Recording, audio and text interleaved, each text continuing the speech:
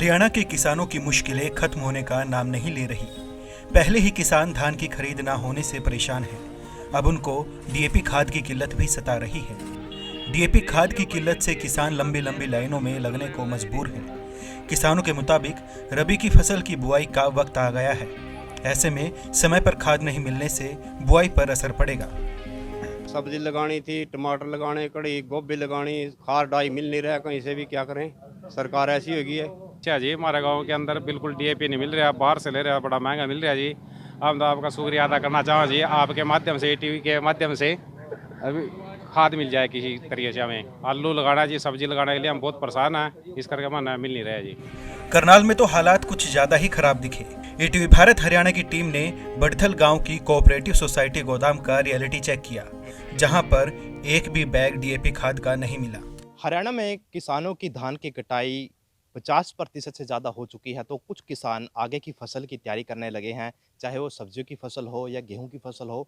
तो वहीं किसानों के सामने एक बड़ी समस्या आ रही है कि किसानों को डीएपी खाद नहीं मिल पा रहा। हरियाणा के कई जिलों से पिछले 2 दिनों से खबर भी आ रही है कि डीएपी खाद की किल्लत कितनी दिखी जा रही है। कई कई किलोमीटर लंबी लाइनें किसानों की लगी है, लेकिन उसके बावजूद भी खाद नहीं मिल रहा। तो इसी करके हम सेम सिटी करनाल और करनाल ज़िले का हम रियलिटी चेक कर रहे हैं कि यहाँ पर पर्याप्त मात्रा में डीएपी खाद है या नहीं। तो हम बड़थल गांव की जो सहकारी समिति का जो ये ऑफिस है यहाँ पर आए हैं, तो हम देखेंगे कि यहाँ के गोदाम में डीएपी खाद है नहीं है। यहाँ के कर्मचारियों से भी बात करेंगे, कुछ किसान लोग भी हैं उनसे भी बात करेंगे और जानेंगे कि यहाँ पर खाद आया है नहीं आया, या जो इनको ऊपर के अधिकारी होते हैं क्या कहते हैं, कब तक खाद आएगा, उस बारे में हम बात करेंगे। तो हम गोदाम में आए हैं, तो आपको दिखाना चाहते हैं कि यहाँ का गोदाम पूरी तरीके से खाली पड़ा है।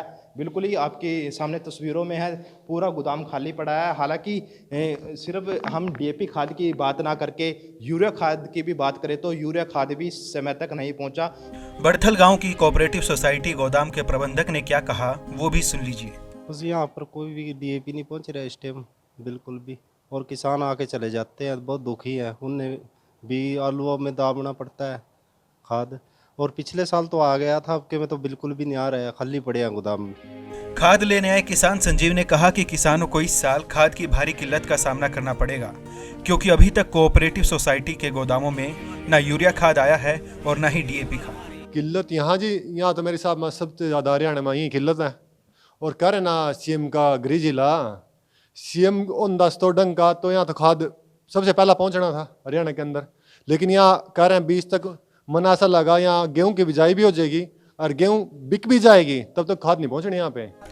हरियाणा में खाद की कमी को लेकर कांग्रेस महासचिव रणदीप सिंह सुरजेवाला ने भी बीजेपी जेजेपी गठबंधन सरकार पर निशाना साधा।